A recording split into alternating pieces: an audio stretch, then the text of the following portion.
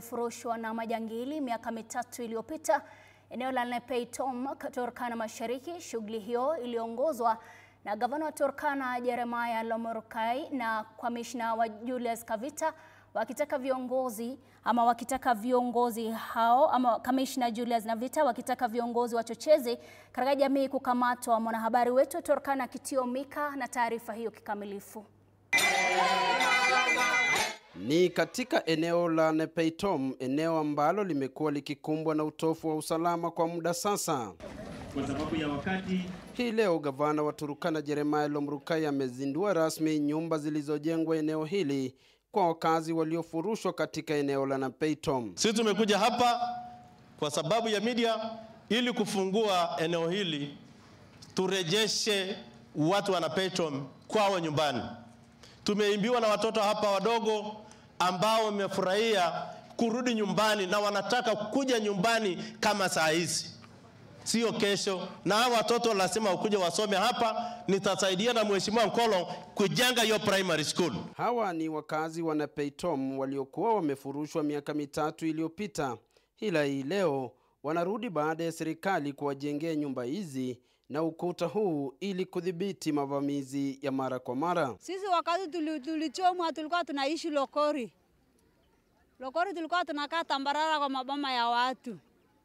Vile Napotika alijenga Nepeitom, alitujengea perimeter na akatujengea manyumba. Anawaka penzi, anawaka nyumba, anawaka kila kitu.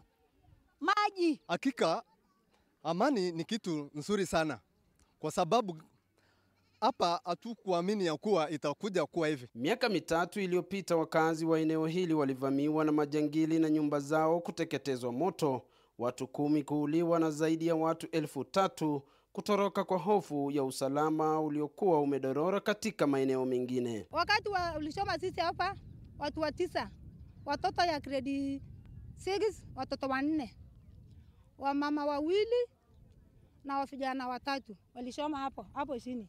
Lakini hapa ndio mahali nyumbani kwa wale watu walichomwa. Hata wasasi ya hiyo watoto wenye walichomwa wako hapa. Wakakuja wakatuchoma kama tuko ndani ya maboma.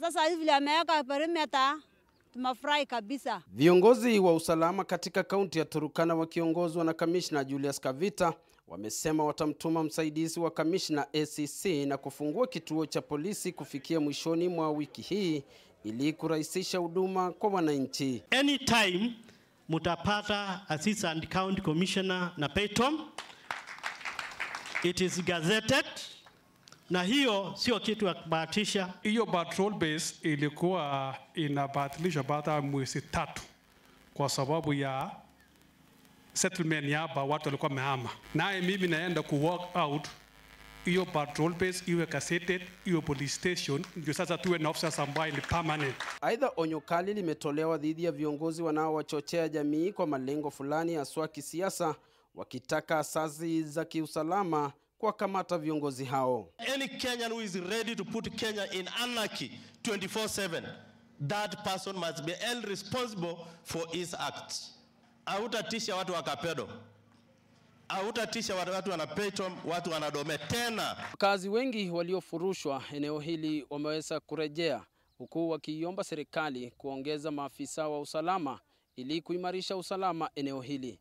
Nikiwa eneo la Nepeitom kwenye kaunti ndogo ya Suguta, nikiripotia TV47, mimi ni Kitio Mika. Shukran sana Kitio Mika kwa taarifa hiyo. Kwingineko